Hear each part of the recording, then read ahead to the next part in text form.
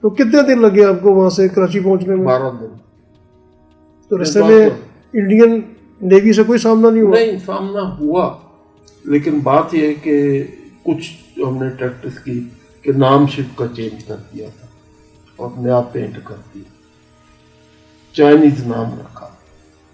اچھا، سمندر میں کبھی سفر کرے تو آپ کو تجربہ ہوگا، جب جہاز گزرتا ہے نا وہ لائٹ کے اندر اپنا نام بناتا ہے. تو اب ہمارا چائنیز دکھاتا تھا، وہ دوسری طرف تھوڑے جاتے تھے تو ہم تیز ہو کے نکل جاتے تھے. البتہ جب سیلون میں ہم نے پیٹرول لے لیا اور نکلے ہیں تو ایک گن شپ ہمارے پیچھے لگ گیا. مجھے لڑکوں نے فوراً بلایا، ینگ لڑکے تھے، بہت اچھے، بہت تکڑے. انہوں نے کہا میرے سب اوپر برج پہ آئے، دوربین جو دور والے سے دکھائی کہ یہ تھوڑی دیر سے ہمارا پیچھا کر رہے. ہم نے پھر اپنا رخ تھا ماریشس کی طرف تبدیل کر دیا، جیسے کوئی شپ ماریشس جا رہا. پھر تھوڑی دیر وہ ایک دن آتے رہے ہمارے پیچھے، لیکن پھر قریب نہیں آئے ہمارے کم.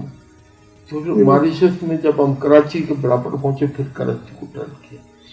لیکن اس سے مشکل مرحلہ یہ تھا کہ جب ہم کراچی کی طرف مڑے تو اس وقت رشین جو انہوں نے شپ لیے ہوئے تھے، بوٹس لی ہوئی تھی، گن بوٹ، وہ انہوں نے پاس کراچی میں حملہ کر دیا.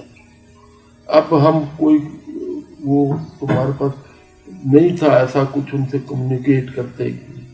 پھر میں ایک کشتی میں اترا، کشتی میں جا کے پھر میں نے جھنڈا دکھا کے ایک شپ کو، وہاں سے انہوں نے پھر ایک کیا کہ یہ شپ اندر آنا چاہتا ہے. تو اس طرح میں انہوں نے پہچان نہیں سکے آپ کو؟ انہوں نے پہچانا نہیں آپ کو؟ نہیں پہچانا، اتنے نزدیک نہیں ہوتا، دور ہوتا تو اتنا اس میں زیادہ نہیں، ذرا تھوڑا سا آگے ہو یا کوئی فائرنگ کرے. جب ہم نے گنے لگائی وہ بڑا کپتان شور مچ گیا، جی کیوں گنے لگا دی. ہم نے کہا جب وہ ہمارے پاس فائرنگ شروع کر دیں گے تو پھر ہم گنے نکالنے جائیں گے. ہم نے اپنے حساب سے لگانی ہے، یہ تھوڑی کہ گن ادھر پورچ میں لگا دینی ہے تو ہر طرف جائے گی.